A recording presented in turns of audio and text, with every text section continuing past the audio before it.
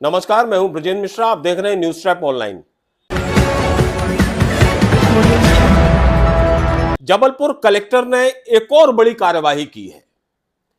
अतिरिक्त तहसीलदार राजेश कौशिक का डिमोशन करके उसे नायब तहसीलदार बना दिया गया है। और आप तो जानते हैं कि जो अतिरिक्त तहसीलदार राजेश कौशिक थे, ये किस मामले में शामिल थे। आपको याद होगा, रैगमा का जो घपला हमने उजागर किया था, फर्जी वसीयत से फर्जी नामांतरण और फर्जी फौती उठाने का मामला।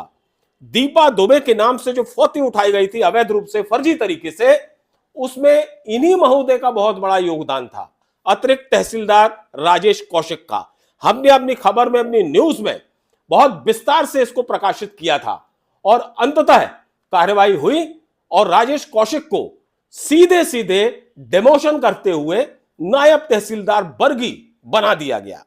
वास्तव में घपलेबाजों के खिलाफ जबलपुर कलेक्टर की यह धुआंधार कार्यवाही एक नया पैगाम, एक नया संदेश पूरे शहर में दे रही है कि अधिकारी हो चाहे कर्मचारी, यदि उन्होंने प्रशासनिक कामकाज में किसी भी तरह की लापरवाही बरती या अवैध कार्य किया तो वो किसी भी लेवल का अधिकारी हो, बख्शा नहीं जाएगा।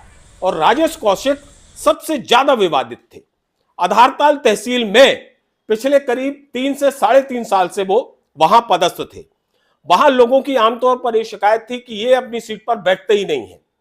इनके जो क्षेत्र थे, बहुत सारे क्षेत्र थे, इनके हल्के में बहुत से गांव आते हैं और सब मलाईदार गांव आते हैं। और राजेश कौशिक जी उन क्षेत्र के लोगों की ज्यादा सुनवाई भी नहीं करते थे। ये आमतौर पर सबकी शिकायतें थी। और भी बहुत से ऐसे मामले थे जिसको लेकर लोगों को सीएम हेल्पलाइन तक में जाना पड़ा था।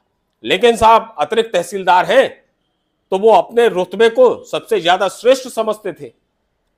जैसे ही जबलपुर कलेक्टर के संज्ञान में यह मामला आया कि राजेश कौशिक ने फर्जी फौती उठाई है, इमीडिएट एक्शन हुआ और उन्हें बरगी का नायब तहसीलदार बना दिया गया। ये वास्तव में बहुत बड़ा दंड है।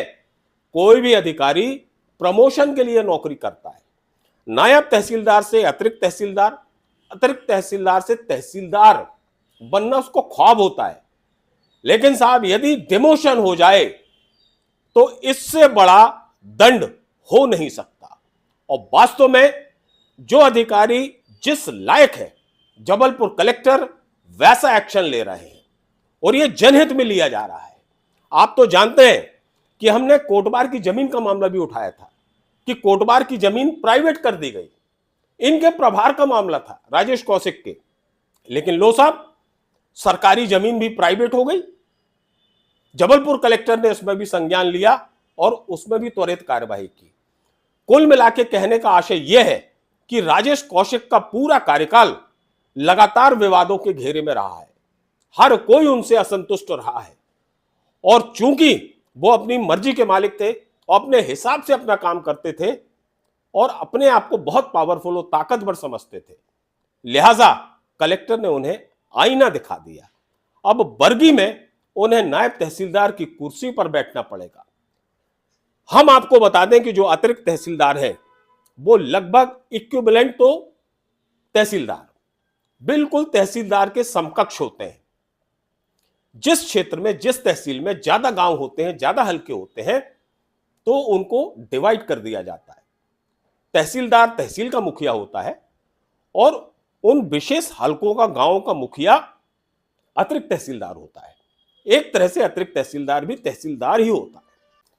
फिलहाल जबलपुर कलेक्टर जिस तरह से अवैध काम करने वाले घपलेबाजों के खिलाफ एक्शन ले रहे हैं वो जबलपुर के हित में है। और आप तो जानते हैं कि तहसीलदार जो धोरबे थे वो आज भी जेल में है।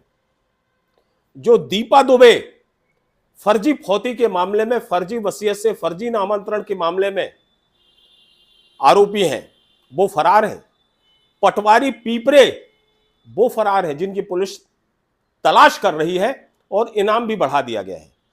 इसी तरह आरजी कॉम्प्लेक्स मामले में जो दीपक पटेल तहसीलदार ने गड़बड़ी की थी, एक रात में 32 नामांतरण किए थे, उन नामांतरणों पर भी कलेक्टर ने रोक लगा दी है और दीपक पटेल को भी 24 घंटे के अंदर आधारताल तहसील से हटा दिया गया था। कुल मिलाकर जबलपुर कलेक्टर जिस तरह से एक्टिव है और एक्शन मोड पर हैं, वो इस शहर के लिए बहुत पॉजिटिव संकेत हैं और यह सीधा सा मैसेज है कि राजस्व के मामले में किसी भी तरह की लापरवाही, कोताही बर्दाश्त तो नहीं की जाएगी।